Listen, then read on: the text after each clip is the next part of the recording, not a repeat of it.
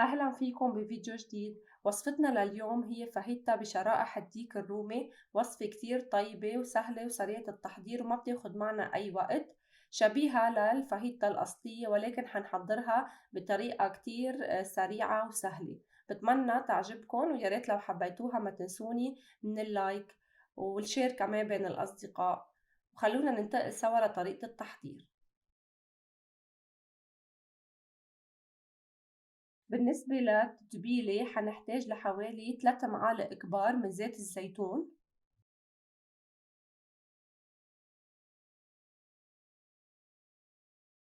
معلقة صغيرة من الخل،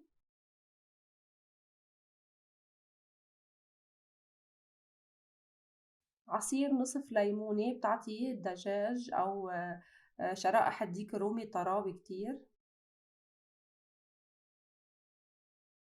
بالنسبة للبهارات حنحتاج لمعلقة صغيرة من الزنجبيل الطازج والثوم الطازج أو الباودر إذا ما كان متوفر عندكم الطازج.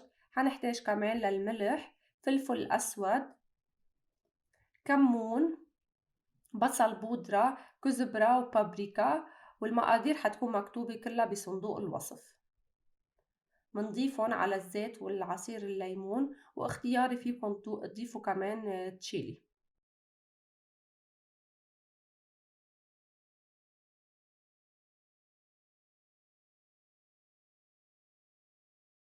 وعنا نصف كيلو من شرائح الديك الرومي مقطعة بشكل طولي ورفيع.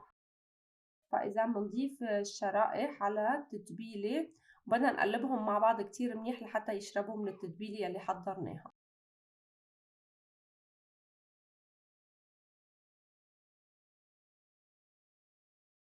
وفيكم تتركوهم بالبراد حوالي 10 دقايق على بين ما تحضروا الخضار. أنا غطيتهم ووضعتهم بالبراد حوالي 10 دقايق.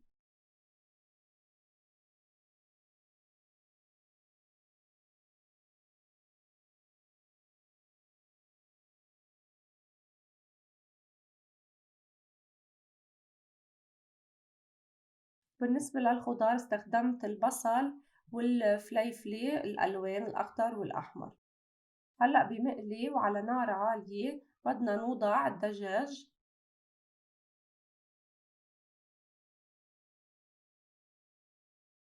ونقلبه بين الفترة والتانية لحتى يستوي.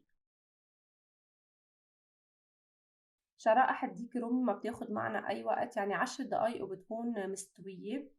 هلا مثل ما لاحظتوا بلش استوى الدجاج عنا ونزل ميته.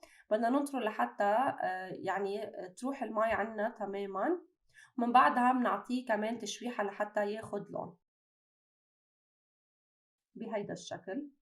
وهيك بيكون صاروا جاهزين. بنرفعهم على النار وبدنا نضيف الخضار.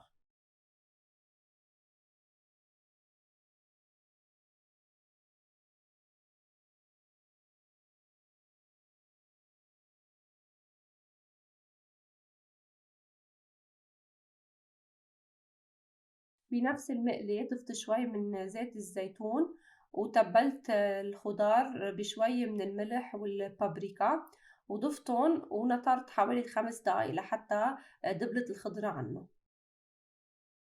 بهيدا الشكل. من بعدها رجعت شرائح الديك الرومي عليهم، قلبتهم تقليبة بسيطة، وهيك الفاهيتا بتكون صارت جاهزة.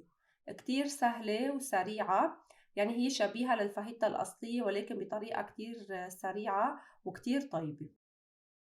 وقدمتها مع الشرائح من الأفوكا والصلصة الحارة، واستخدمت كمان خبز تورتيلا. بتمنى الوصفة تكون عجبتكم وحبيتوها، وصحتين مقدمة لكل حدا بيجربها.